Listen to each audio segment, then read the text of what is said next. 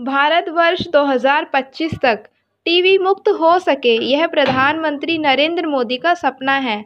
लेकिन इसको पूरा करना हमारी भी जिम्मेदारी है। हमें भी साफ-सफाई, नियमित योगा और शिक्षा प्रसार के माध्यम से अपनी जिम्मेदारी निभानी होगी। नमस्कार, मैं हूं सोनम सिंह। आज बात करेंगे भारत टीबी से कैसे मुक्त हो सकता है। साथ ही जानेंगे टीबी क्या है, यह कैसे होती है और इसे कैसे रोका जा सकता है। टीबी, जिसे तपेदिक क्षय रोग, राजरोग भी कहते हैं, यह एक जीवाणु जनित रोग है जो एक इंसान के किसी भी पार्ट में हो सकता है।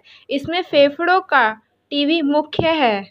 रॉबर्ट कॉक ने 24 मार्च 1882 को टीबी के जीवाणु की खोज की थी, जो टीबी को समझने और इलाज में मील का पत्थर साबित हुई थी। इसलिए 24 मार्च को ही विश्व टीबी दिवस के रूप में मनाया जाता है, जिसे सैनिटोरियम इलाज के नाम से भी जाना जाता था। अच्छा भोजन और शुद्ध हवा का वर्णन आयुर्वेद में भी मिलता है। टीबी की पहली दवा स्ट्रेप्टोमाइसिन की खोज वैक्समैन नामक के वैज्ञानिक ने वर्ष 1943 में की थी।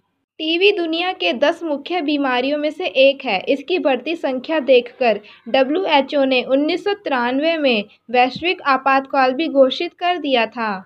2019-20 में भी विश्व में करीब टीबी रोगियों की संख्या 1 करोड़ थी, जिसमें से 56 लाख महिलाएं, 32 लाख पुरुष और 12 लाख बच्चे थे।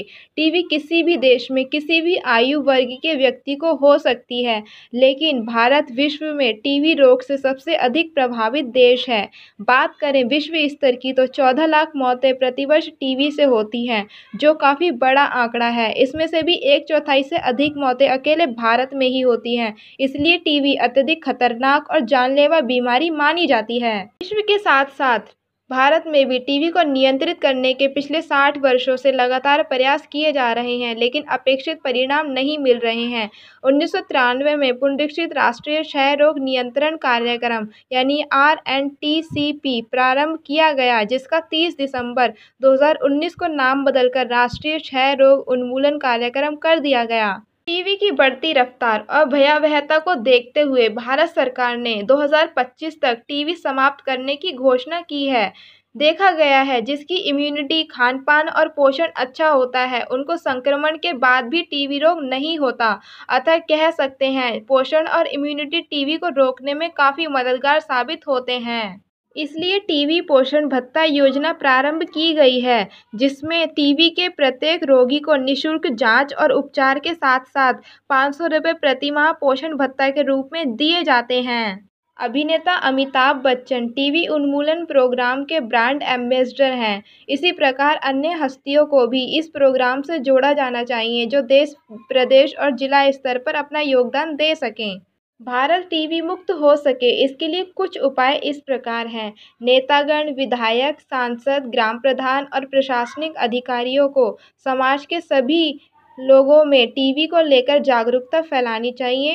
टीबी के नए रोगियों की खोज और बचाव पर सर्वाधिक ध्यान देने की ज़रूरत है। सरकारी और गैर सरकारी आयोजनों में टीबी से बचाव के कार्यक्रम होने चाहिए। पोलियो की तरह टीबी को भी एक व्यापक आंदोलन की ज़रूरत है।